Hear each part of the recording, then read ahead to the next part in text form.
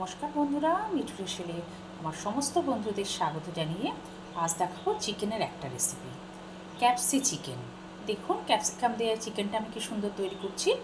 যদি ভালো লাগে অবশ্যই লাইক, শেয়ার এবং কমেন্টস করে আর সাবস্ক্রাইব করে পাশের বেল বাটনটি প্রেস করে আমার পাশে থাকার চেষ্টা করবেন। তাহলে চলুন দেখে নিই আমি এই চিকেনের রেসিপিটা কিভাবে তৈরি করি। ক্যাপসি চিকেনের জন্য প্রথমে আমি এখানে 1 কেজি চিকেন রেখেছি। আমি এই চিকেনের মধ্যে এক এক করে পেঁয়াজ, রসুন, আদা সবই গ্রেট করে নিয়েছি, সেটা দিয়ে দিচ্ছি। এরপর আমি প্রথমে এর মধ্যে নুন দেব। নুন আর অল্প পরিমাণে হলুদ দিয়ে চিকেনটাকে মেখে নেব। নুন দিয়ে দিলাম, এছাড়া এর মধ্যে আর আমি কিছুটা হলুদ দেব। নুন আর হলুদ দিয়ে আমি এটাকে মেখে নিচ্ছি। নুন আর হলুদ দিয়ে এটাকে তাহলে মেখে নিচ্ছি।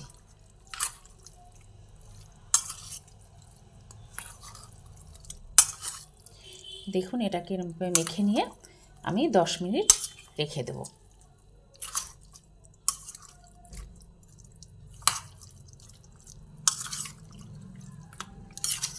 মাখা হয়ে গেল, আমি এবারে এটাকে 10 মিনিট রেখে দিচ্ছি।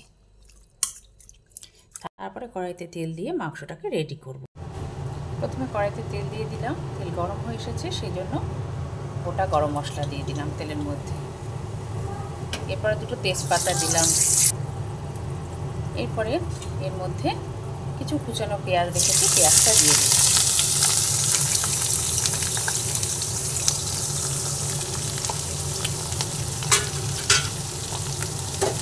পেঁয়াজটা দেওয়ার পরে পেঁয়াজটা কিছুটা ভেজে নেব।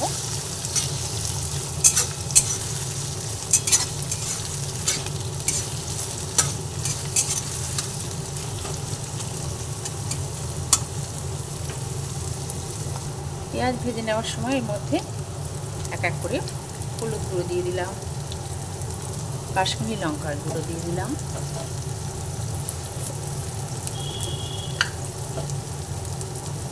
কিছুটা পরিমাণে ধনের গুঁড়ো দিলাম, এছাড়া জিরের গুঁড়ো দিলাম। আমি সবই একটা বড় চামচের হাফ চামচ দিয়ে দিলাম। এরপরে ভালোভাবে পেঁয়াজটাকে নাড়াচাড়া করে দিচ্ছি, লাল লাল করে ভেজে নিচ্ছি। ভেজে নিয়ে দিলাম। তারপরে এর মধ্যে কিছু ক্যাপসিকাম দিয়ে দিলাম। ক্যাপসিকাম দেওয়ার পরে সব শুদ্ধ একসঙ্গে আবার ভেজে নিচ্ছি। আবার একটু ভালোভাবে ভেজে নেব। তারপরে যে চিকেনটা ম্যারিনেট করে রেখে দিয়েছি সেই চিকেনটা এর মধ্যে দিয়ে দেব। এরপরে আমি টমেটো একদম ভালোভাবে পেস্ট করে নিয়েছি, সেটা এর মধ্যে দিয়ে দিলাম। সব দিয়ে নাড়াচাড়া করে নিচ্ছি। সেই সময় যে মাংসটা ম্যারিনেট করে রেখেছিলাম মাংসটা এর মধ্যে দিয়ে দিলাম। মাংসটা দিয়ে ভালোভাবে আবার নাড়াচাড়া করে নিচ্ছি। আগে এর মধ্যে নুন দেওয়া ছিল, সেই জন্য এখন আর নুন দেবো না। অল্প যখন জল দেবো তারপরে এটার মধ্যে আবার নুন দেবো।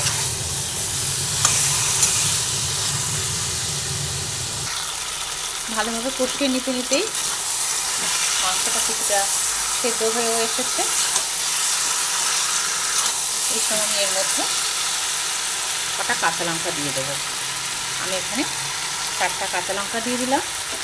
এটা আপনারা যে যেমন ঝাল খান সেই অনুযায়ী দিয়ে দেবেন। আবার বেশ কিছুক্ষণ ধরে ভালোভাবে কষিয়ে নেব। যেহেতু মুরগির মাংস কষাতে কষাতে মাংসটা রেডি হয়ে যায়, সেই জন্য মুরগির মাংস রান্না করতে খুব একটা কষ্ট হয় না, বেশি সময়ও লাগে না। প্রায় সেদ্ধ হয়ে এসেছে। এরপরে এর মধ্যে আমি অল্প পরিমাণে জল দেবো। মাংস কষানো হয়ে গেছে, সেই জন্য দেখুন মাংস থেকে তেল বেরিয়ে এসেছে। এরপরে আমি এর মধ্যে পরিমাণ মতো জল দিয়ে দিচ্ছি। আমি এখানে জলটা খুব বেশি দেব না, যেহেতু মাংসটা কষাতে কষাতেই মাংসটা সেদ্ধ হয়ে গেছে, জন্য জলটা আমি কমই দিলাম।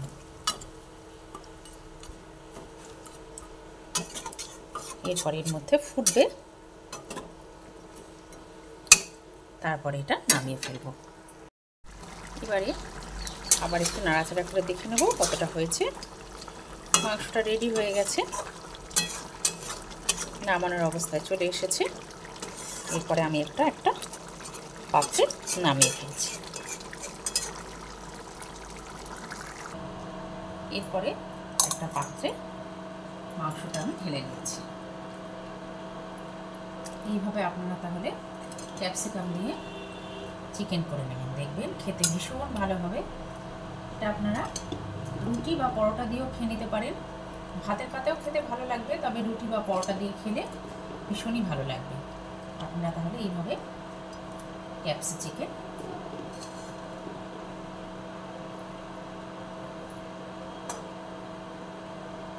তৈরি করে নেবেন।